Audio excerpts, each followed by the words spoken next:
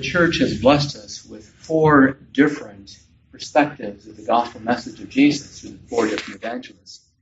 And in the season of Easter, we have been going through the Gospel of John. John, the gospel of mystical love, very often gets caught up in many, many words. But at its core, John the Evangelist is one for whom the clear message of Jesus is this: that God is love. And those who abide in love, those who practice love, truly is the witness, the public, the private sign of what God is about. And so what might that look like for us? It's one thing to talk about in general. Yes, we know we're supposed to love, but what's it like specifically? Last night, I was involved in a Zoom meeting all over California with this different group of men.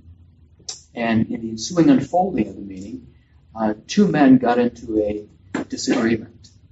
As the rest of us were watching and listening, it was obvious to me, and I didn't want to interrupt, is that both of them were saying 2 separate things around the same issue.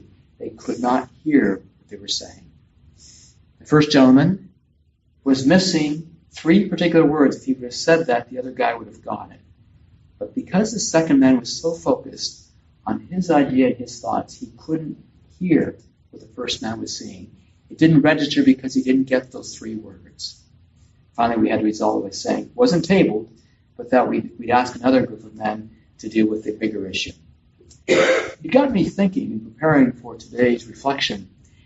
So often we talk about love. Here are these men of love, men of deep faith, and yet they miss something really important. Is that one way we can grow in love is to listen from the heart. Listen from the heart. And to speak from the heart. What might that look like?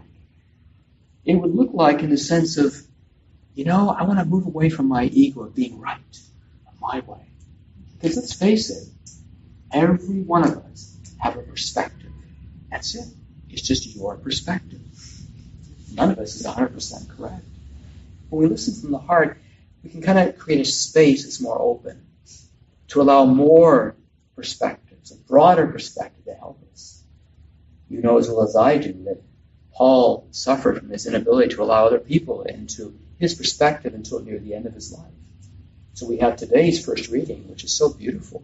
Well, obviously, so many people have been touched by him, and they have touched him. His perspective became mellowed because he allowed the love of Christ to soften his heart.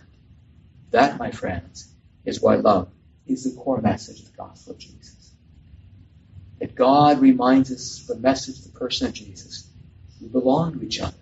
And the glue that keeps together is that continuing practice of love. Not just in word, but in deed. Not just in the big things, but the small things, like kindness, forgiveness, and creating a space for more perspectives than just our own.